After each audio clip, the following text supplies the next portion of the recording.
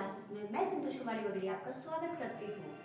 और हम सभी अभी अभी राजस्थान या केंद्रीय दोनों विद्यालयों की एग्ज़ाम पैटर्न से, तैयारी से बहुत ही अच्छे से अभी अभी बाहर निकले हैं।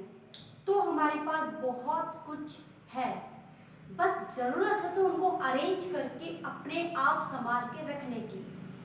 तब तो आप होंगे सिलेक्शन, और अदरवाइज आपने बीच में दे दिया ब्रेक कि उस 3-4 महीने का हमने एग्जाम की तैयारी की और हम बहुत थक चुके हैं, आप कितना पढ़े जाए। देखिए, ये बात आपका सवाल तो सही है कि कितना है, हम क्या जिंदगी भर पढ़े जाए। लेकिन कभी कभी क्या होता है कि जिंदगी स्ट्रगल है, संघर्ष है, तो हमें चलते तो रहना पड़ेगा। आपके सामने बहुत बहुत बड़े बड़े एग्जाम्पल्स हैं। मैं सबसे बड़ी हस्ती का ही नाम ले लेती हूँ।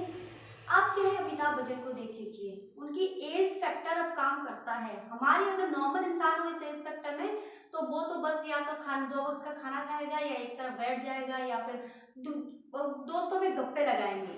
लेकिन वो बंदा जब एक लगातार चल सकता है, हम लोग तो वॉक भी नहीं करते 5-10 मिनट की, वो जॉगिंग करते हैं, रूटीन लाइफस्टाइल जीते हैं, इसके अलावा टीवी पर काम भी करते हैं, लगातार बने हुए हैं।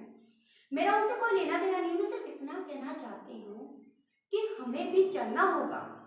हमें कल के थोड़े थोड़े बेटर करने के लिए हमें थोड़ा रोज चलना होगा। जैसे हम बिना खाए 2 टाइम खाए हम नहीं रह सकते, बिना हम पढ़ाई के, अगर आपने जो 4 महीने पीछे पढ़ाई की, अगर अगले 17-18 दिन भी आप पढ़ाई नहीं करेंगे तो वो सब कुछ शेयर ऑफ वेस्टेज हो जाएगा, बिना मतलब का हो जाएगा, व्यर्थ का हो जाएगा। कहते हैं कि पढ़ाई कभी भी बेकार नहीं जाती, लेकिन आपको पूरा याद नहीं रहेगा, उसका कण कण याद रहेगा। कण कण से हमारा काम नहीं चलता है।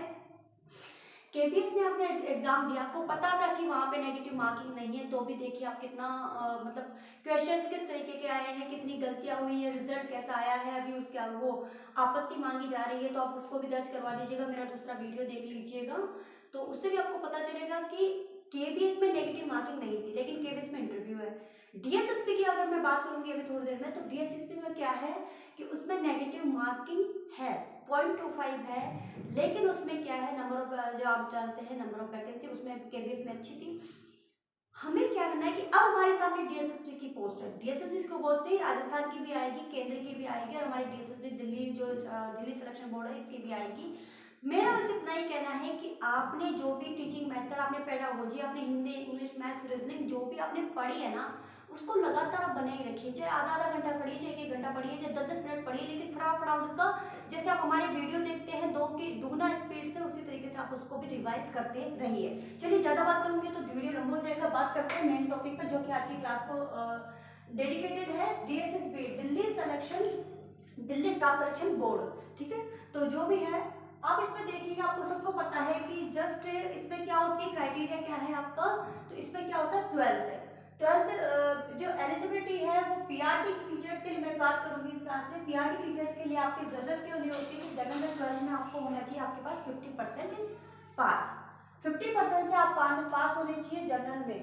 अदर के लिए ये थोड़ा सा कम हो जाएगा, थोड़ी परसेंटेज कम हो जाएगी, तो जनरल के लिए आपके 50%, आपके 12th में 50% होने ही चाहिए।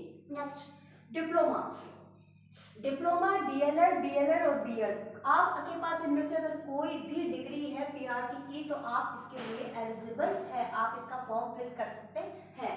अब आपको ये भी पता है कि सीटेट और मतलब आप केंद्र की और दिल्ली की, मतलब दिल्ली केंद्र में ही है, तो जितने भी केंद्र की वैकेंसी उसके लिए सीटेट क्लियर करना जरूरी है। और सीटेट का रिजल्ट अभी आया है, मैंने उसका वीडियो भी डाला था कि इतने दिन में वीडियो रिजल्ट आ जाएगा, और उसके अगले से अगले दिन ही वीडियो रिजल्ट भी आ गया है।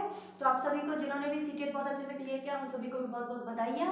चलिए आगे चलते हैं, आगे बात करते हैं सीटेट, मतलब सीटेट जो केंद्र का सेंट्रल टीचर एलिजिबिलिटी टेस्ट है, उसमें पेपर 1 में जनरल के आपके 90% मार्क्स, 90% नहीं, आपके 90 मार्क्स होने चाहिए। ये 150 क्वेश्चन का होता है, 15 के 90, 60% मार्क्स से आप यहाँ पे पास होने चाहिए, यानी 90 मार्क्स होने चाहिए जनरल के लिए। ओबीसी दिल्ली से अगर आप बिलोंग करते हैं तो यहाँ पे आपके 150 में से 82 मार्क्स होने चाहिए, और अगर आप SC ST के हैं तो भी आपके 82 मार्क्स होंगे मिनिमम क्वालिफाइंग, तो भी आप इस फॉर्म को फिल कर पाएंगे। नेक्स्ट ओबीसी की बात करते हैं। अगर ओबीसी अदर स्टेट है तो अदर स्टेट वालों को क्या होगा, अदर स्टेट वालों को भी क्या करना होगा, यहाँ भी आपको 90 ही मतलब क्या होगा 90 ही आपको यहाँ पे चाहिए होंगे। 82 सिर्फ दिल्ली वालों के लिए ओबीसी के लिए, यहाँ पे आपको 90 से कम चलाना होगा, ठीक है। एससी एसटी के लिए 82 है और ओबीसी दिल्ली के लिए आपके 82 है। नेक्स्ट अब बात करें एज से, तो आपको पता है सभी को कि जनरल के लिए यहाँ मिनिमम जो है, मैक्सिमम जो है वो 30 है, मैक्सिमम जो है वो 30 है एज जनरल के लिए है। अगर आप ओबीसी दिल्ली से बिलोंग करते हैं तो इसमें 3 और जोड़ दीजिए, 33 तक आप फॉर्म फिल कर सकते हैं।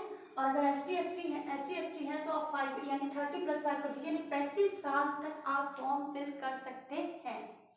अब यहाँ पे देखिए कितना बड़ा अंतर है। राजस्थान की अगर वैकेंसी की बात करते हैं तो कम से कम आप 40 तक फॉर्म फिल कर सकते हैं, मतलब एससी एसटी सब मिला मिलू के 40-45 तक चला जाता है रेशियो। केंद्रीय विद्यालय में कुछ अलग था, लेकिन इसमें आपके क्या है, बस आपको लास्ट जो एससी एसटी है वो 35 साल तक का आप फॉर्म फिल कर सकते हैं।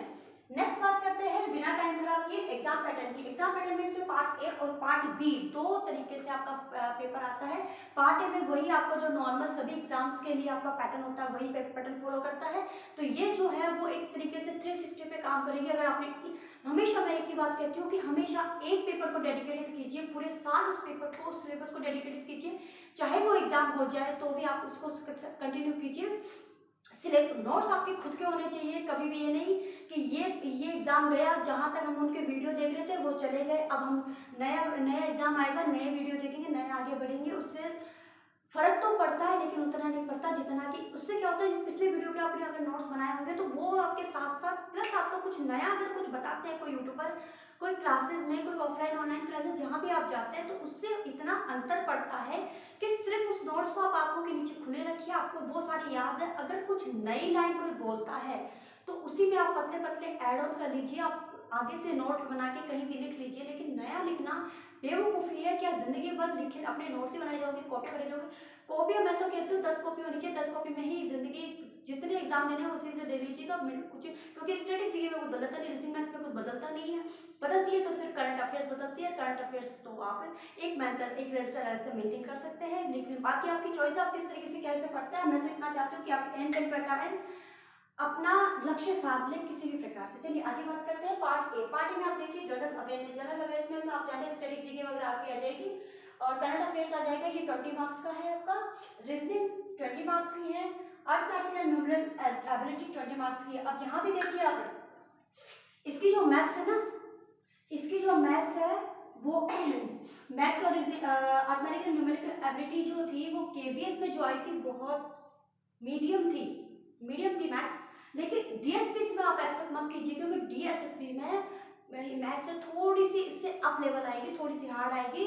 तो मैं ये कहती हूँ कि अब जो सामने आने वाले आपके सामने चैलेंजेस है उसके लिए आप तैयार रहिए, और उसके लिए तैयार रहने के लिए आपको जरूरी है कि एक आपका सिलेबस आपके हाथ में हो, उसका पैटर्न आपके हाथ में, और किस तरीके से आपको जो पिछली जो सारा अपने अस्त्र शस्त्र इकट्ठे किए थे उनका वापस से कैसे यूज हो, वो सारी चीजें आपको खुद को डिसाइड करनी है। इस बीच में मैं भी कुछ हेल्प करते होंगे, और आप सबसे बड़े अपने लिए जो सहयोगी, आप खुद के सहयोगी खुद बनिए। नेक्स्ट आगे बात करते हैं हिंदी। इंग्लिश के हो जाएंगे 20 मार्क्स, हिंदी के हो जाएंगे 20 मार्क्स। पार्ट बी में आपकी सिर्फ पेडागोजी आ जाएगी, जिसमें शिक्षण शास्त्र आ जाएगा, इसमें 100 मार्क्स की होगी। इसमें आपके जो 45 सभी एग्जाम्स में आपको पता है कि एग्रीगेट मार्क्स होते हैं, केबीएस में भी था, राजस्थान में भी होता है, इसमें भी है, इसमें 40% है, सब में अलग अलग होता है, वो डिसाइडेड होता है जब वैकेंसी आती है। नेगेटिव मार्किंग आपकी 0.25 था, मैंने शुरू में बता दिया कि केबीएस में नहीं थी, फर्स्ट ग्रेड में भी थी, राजस्थान में बहुत सारे एग्जाम्स में थी, सभी में थी almost, first grade, second grade और थर्ड ग्रेड राजस्थान में सभी में थी, और बस केबीएस में नहीं थी, और इसमें है 0.25। तो चलिए चलते हैं। मैं इतना ही लास्ट में इतना ही कहना चाहूंगी कि अगर आप चैनल पर नए हैं तो चैनल को लाइक शेयर सब्सक्राइब कर लीजिएगा, क्योंकि मैं आगे आने वाले कुछ भी टाइम में लाने वाली हूँ टेस्ट सीरीज पर्टिकुलर एग्जाम से रिलेटेड, जिसमें आपको कोई शुल्क नहीं देना पड़ेगा, कोई बस 1 रुपये 2 रुपये के शुल्क से आपका और हमारा दोनों का काम कंटिन्यू होगा। और अगर आप किसी भी तरीके से मुझे कोई कमेंट या कुछ सजेशन देना चाहते हो दे सकते हैं, क्योंकि मेरा जो चैनल है वो नया है, और आपके कमेंट और जो सपोर्ट की मुझे बहुत ज़्यादा ज़रूरत है, क्योंकि मैं इसमें कुछ ना कुछ नई डिजिटलाइजेशन करने वाली हूँ, और आपके लिए बहुत ही मेरा चैनल यूजफुल होगा। बस करना कुछ नहीं, सब्सक्राइब कीजिए मत कीजिए, बस चैनल को वॉच करते रहिए कि मैम आपके लिए आपकी आपके लिए क्या स्पेशल लेकर आई है, आपके पढ़ाई से, आपके बैकग्राउंड से रिलेटेड क्या लेकर आई है, बस उसको वॉच करते रहिएगा। इतना ही मेरे लिए बहुत है। चलिए दीजिए इजाजत, फिर मिलते हैं एक नई क्लास में नए मुद्दे के साथ। धन्यवाद।